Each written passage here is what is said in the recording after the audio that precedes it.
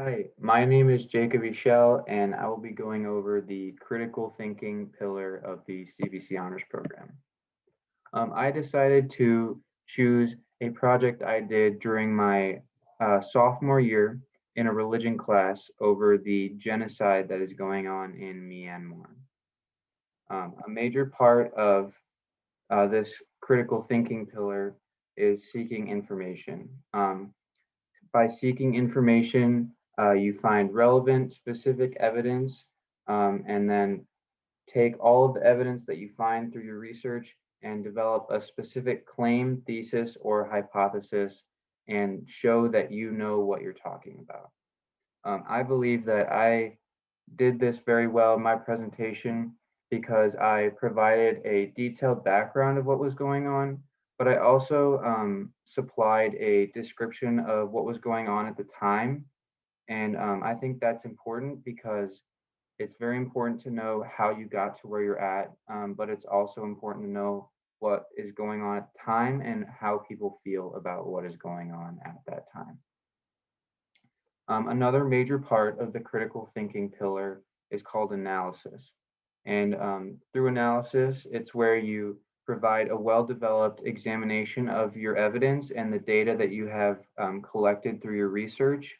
And then you make sure that it is good data from good sources and you have a good picture of what is going on from many different sides, not just the one that you might be on or the one that you might be exposed to the most. You want to be sure that you have different points of view because they might have different opinions on different topics. The next major portion of critical thinking is called reasoning.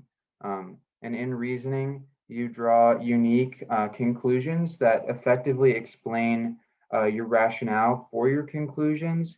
And it also explains how your relevant and specific evidence is why that's appropriate for your argument.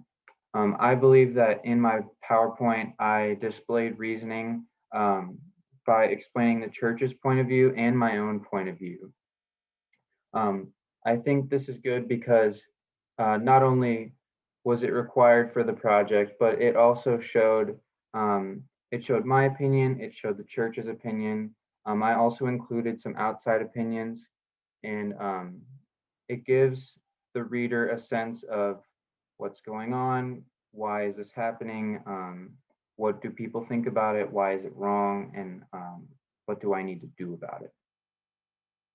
And then finally, the fourth major part of the critical thinking pillar is application. And this is designed to use your analyzed information and reasoning to develop a solution to the problem that you're finding. I believe that I did this in my project because I made an emphasis to put a slide on how to help the situation in Myanmar. For example, giving money to the Red Cross. There are websites that you can go to, just spreading awareness on what's going on are all big things that people have done and are doing to help the situation.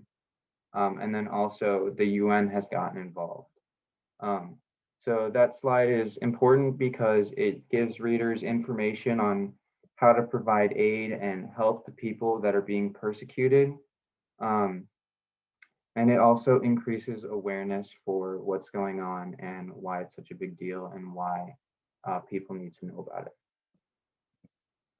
Thank you. My name was Jacob Rochelle, and this was my critical thinking presentation.